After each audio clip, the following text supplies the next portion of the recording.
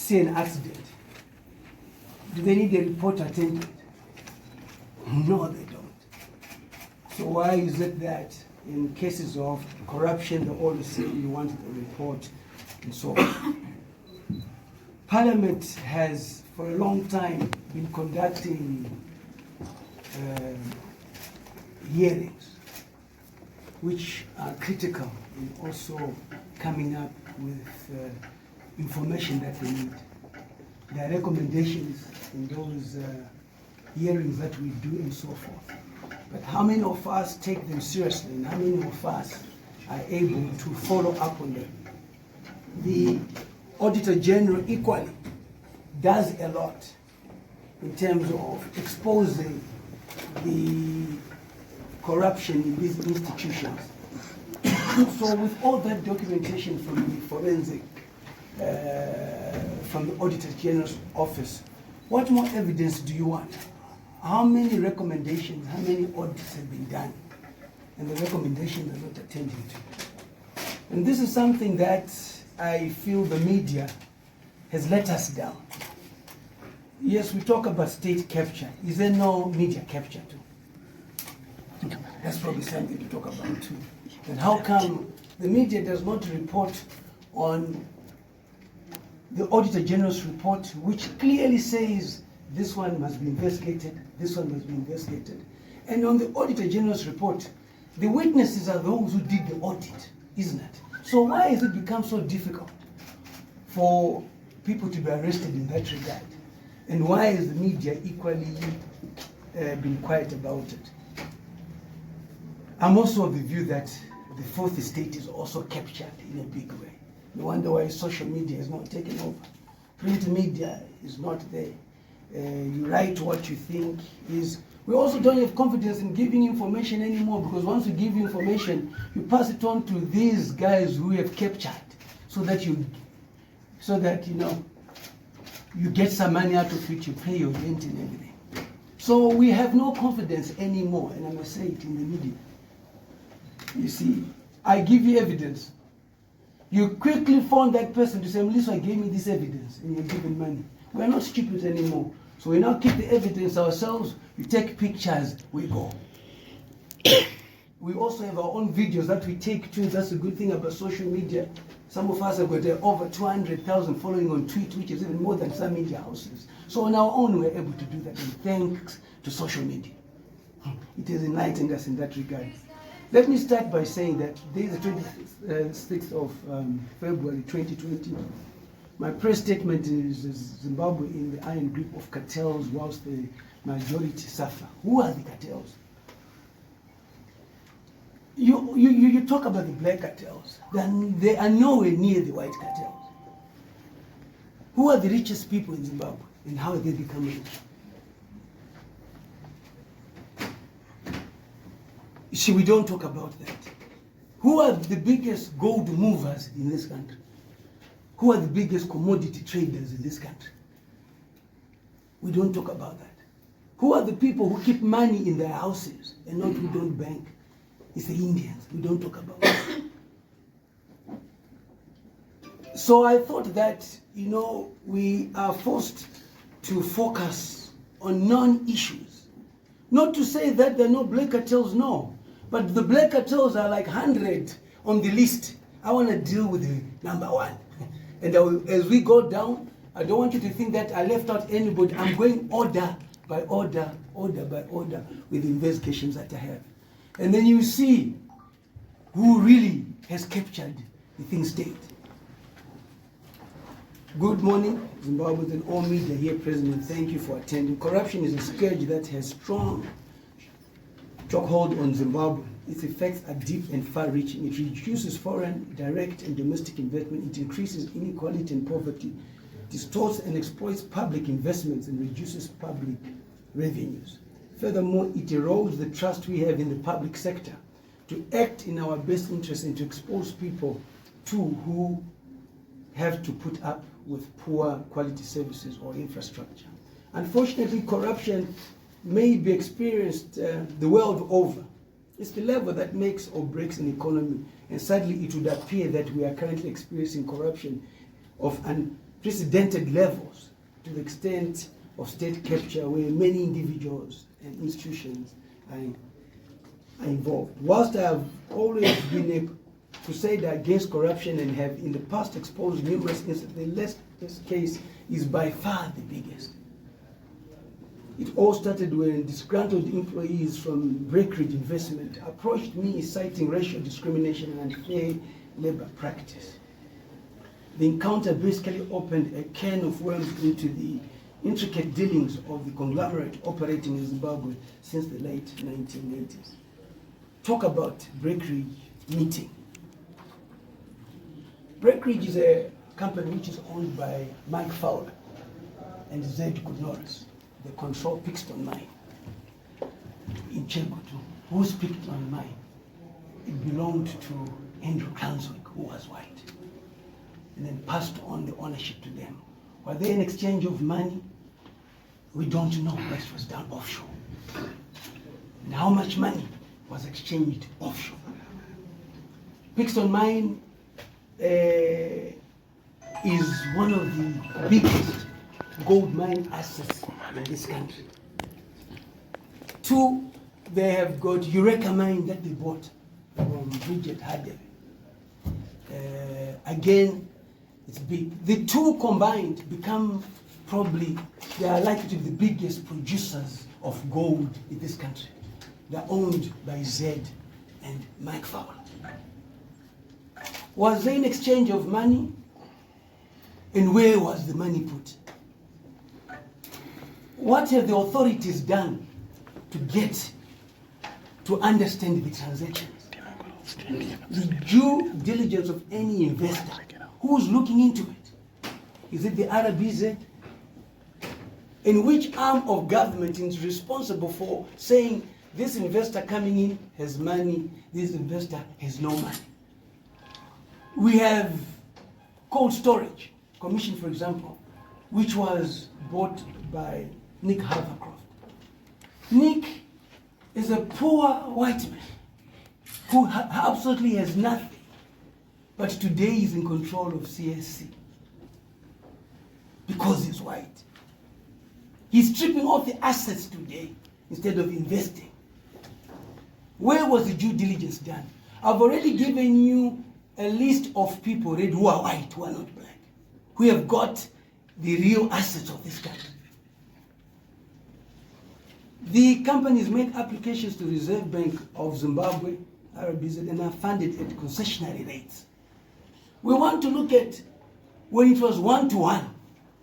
How much did INNSCOR get for buying potatoes? When it was 1-to-1, how much did INNSCOR get for buying chickens? And did they use that money for buying chickens, or it was externalized? The companies that they purport to have offshore, which this government is paying to, who owns them? Is it not INNSCOR equally creating those companies and owning them again? The much needed foreign currency in this country is coming from production, the production sector. Zimplats pay taxes, Unki pay taxes, Mimosa pay taxes. That foreign currency which is supposed to go into their own production does not go into their own production. It then goes into the non-productive sector, where on a one-to-one we're paying for potatoes, we're paying for chickens. Dubious transactions are subsequently created, and the local companies are then purported to be debtors of the offshore vehicles. We've got the names of the offshore vehicles. That is the reason why we say we are not at a level of investigating crime which is sophisticated. Have you heard of Zach or ZRP jumping on a business class to go and invest in offshore? Why then do we create offshore vehicles when the money that we're making in is Zimbabwe? And why can't we keep it here? But every little money which is generated in Zimbabwe in forex finds itself offshore. We'll give you the names of the offshore companies. The alleged externalization is said to be facilitated through companies such as AGA Africa and Sub-Saharan Group International, Who are the owners?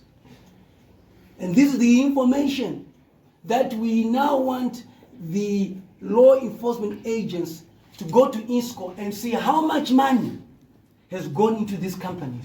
Further, who owns these companies?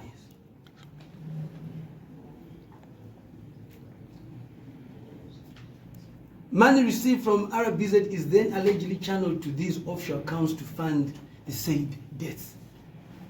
In order to check these illicit money flows, it is therefore important to understand from an externalization point of view how much companies have received and how it has been accounted for. So here is the first thing. Can INNSCOR tell us how much money they've received on a one-to-one? Where is it going to? The companies are authorized to trade in foreign currency locally, of which they do in various sectors of the economy, including tourism and fast food industry. So why we are prioritizing a company which is allowed to trade in foreign currency, but you still give it foreign currency? The hospitals which charge us in Zimbabwe dollars, we are not allocating foreign currency to them, but we are allocating foreign currency to companies which are trading in foreign currency. What is the rationale? What is the thinking of that? It does not make any common sense. It does not make any economic sense. What we believe in is that the foreign currency that they are generating must then be the one that they use to import whatever goods they want, be it raw materials. Let's take it a step further. How many of their workers are paid in foreign currency? If they're generating foreign currency. How many? You see, you need to understand this deep. And unfortunately, we don't think deep and thick. And as a result, we're not able to say, but, Vashandi, kutambira foreign currency, the company, as our bad with foreign currency. Yet, there is a law that allows you to pay people in foreign currency if you're generating an income in foreign currency. It does, even if you're in Zimbabwe, it does not have to be an expatriate. But they are prepared to now play with it on the parallel market, okay? And then give you RTGS. Then you then say, oh, it is the black people who are pushing the rates on the ground in terms of parallel market. You are missing the point. They then go and burn that money. And then they pay the workers RTGS and not foreign currency and so forth. If they are generating foreign currency, why do they continue to apply foreign currency from RBZ at concessionary rates? Where does this money go? How is it calculated in Zimbabwe? As the monetary authority, it is imperative that RBZ follows up on these transactions through banks to avoid compromise and capture. It is about time that the RBZ now follows up on every transaction done and seeing kuti iri kusvika ere kwanofanga ichisvika and so forth. And accounting what has also become of that money in terms of anything bought.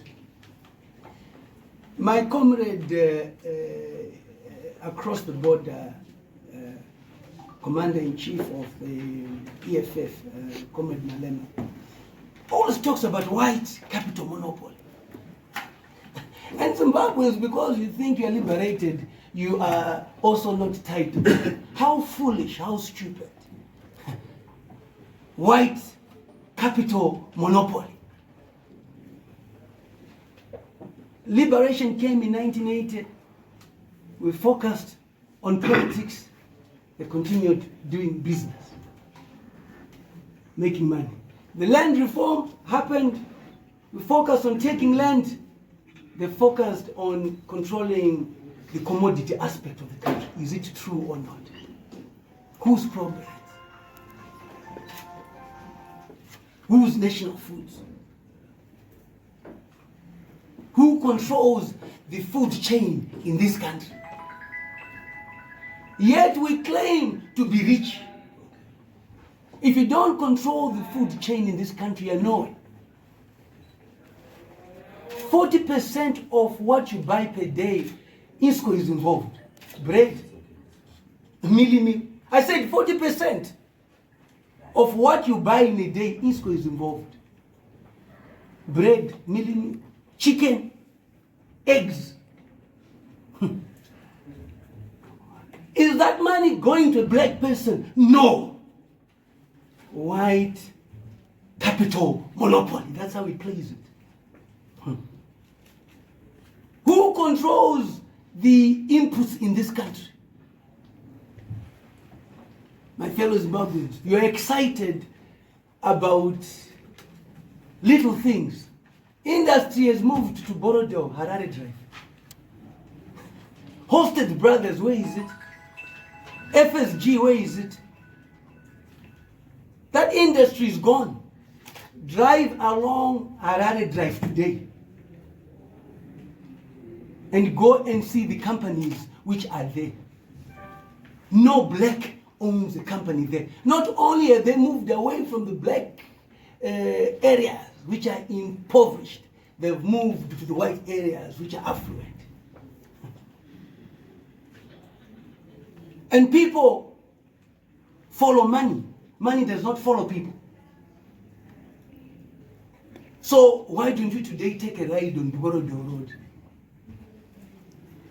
I'll put you in a combi, you don't have to worry about fuel or pay. And then let's say it's a 15-minute ride and back. And look at how long did it take FSG to build that factory. It was within 6 months to a year. Are there no industries in this country which they could have taken over from government to do the same thing? We have moved away from the procurement being in the control of the private sector and not in government. Sebo Chemicals, where government is a shareholder, they don't get orders from government for fertilizer. ZFC Windmill, they don't get, yet it's their cheapest.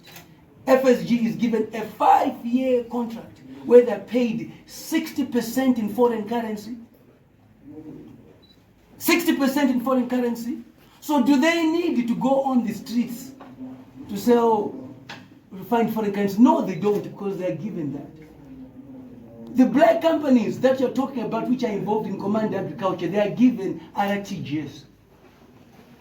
100%. And they are forced to go on the market and raise the foreign currency. Are you understanding? Because the 60% they are given is foreign currency advance. So do you need to go on the black market? No. But if you're given 100% in RTGS, do you need to go on the black market? Yes. So what do they do now? They say, oh, look at the blacks who are pushing the rate. But the black cannot be given 60% in advance of foreign currency. FSG is given that. And then we then blame the black people for not delivering. Yet their resources are inadequate. These companies operate in diverse sectors of the economy. However, it is the food chain monopoly that raises eyebrows. INNSCOR Africa owns National Foods, Pro Brands, Profits, Baker's Inn, Triple C, Qualcomm, Ivins. Now they're into gold mining. So which black is this? When chicken slice, is that chicken slice? They are fighting in every day. Our own. Us here have never promoted our own. Where is our conscience? He hasn't got such a monopoly. Where is our conscience? And then you come and tell us that it is the blacks who are destroying the economy. You'd rather have a black man rich in this country because you invest in this country. But the government does not also believe in its people. Who has got the biggest claims in this country of minerals? It's the whites. They speculate. Billy Rottenberg is given total for nothing. He makes 400 million from it. Any of us could have been given that. But is that 4 million in this country? 400 million, sorry. Is it in this country? So what's the difference between Billy Rottenberg and you when you're given a concession? The people who are buying a concession are not buying the face. They're buying the mineral on the ground. Mbuya kitubu wakushurugu wapei tuona kutuwarunga watenge. It's the mineral that they want. It's not the face that they want. They are alleged to have received over 50% of the maize milling. Why do they receive preferential treatment? The committee was there yesterday on agriculture. chaired by Honorable Eugene, a lot came out of it, and it probably does just still with what I'm saying now. The danger of having one monopoly, one company controlling the majority of basic commodities, is that the country may be held to ransom through pricing artificial shortages. There is no state which is right in its mind that allows the company to control that without government having a shareholding. It's impossible. It's national security risk. They can sabotage and say we are not doing anything. And to me, why is government allowing this to happen? With such a potential risk to national security, how do we have companies like East Africa controlling the entire food chain? How did the Zimbabwe Competition Tariffs Commission allow such unfair business practice to prevail? They capture. What they do, they're prepared to sponsor each one person, like I'll see in every institution, who pushes the agenda. The Prosecutor General's Office, police, national ZAC, and I'll tell you the names of the people who are placed in those institutions to look out for them. If anything happens, they push the agenda. I have official documentary evidence on INNSCOR Limited and their capture of state institutions, and now they have senior public officials in their list. Their evidence clearly proves their position in externalization and so forth. I have with me here a colleague, a friend of mine, who was a director in INNSCOR, Adrian Mam. With us here is the evidence of who was involved and so forth. All the transactions which were done, inflating a price in foreign currency of 30,000, which is supposed to be paid, they would put it to 180,000. Zimra agrees, everybody agrees, and so forth. So we have the evidence with us here, which we will make you go through paper by paper, because we said we are tired of having press conferences and saying, oh, we are just big mouths. I'm a legislator. My credibility is important. When I stand before people, I must report on facts. The Prosecutor General was not misleading Odzi when he made his declaration of state capture. The good thing about it, to show that is true, government did not issue a statement to the contrary, neither did he apologize. I didn't see it. Which means that he was correct. The former Prosecutor General Goba Ray was captured by INNSCOR, and we'll prove it. How he was captured by INNSCOR. On to the land cases. That we have done with the evidence, and for us to come here and for Adrian to appear before you with this, these are people who are tired. The racism in these institutions is out of line. My thinking is that, are they saying that the Second Republic is sympathetic to the whites? They're also excited about land being, the land reform being reversed. The president came and said, never forget. And now we are saying to the president, we are now in the Second Republic, the racism that we're facing, we've never faced it before. People are quiet, but they're speaking. The racism is out of this world. And for me, somebody said, oh, but Mliswa, that's the usual thing. He's extorting, he wants to be paid, and so forth. I started fighting racism when I was 16 years old. I didn't know man in rugby, cricket, those who know me. So was I looking for money when I was 16?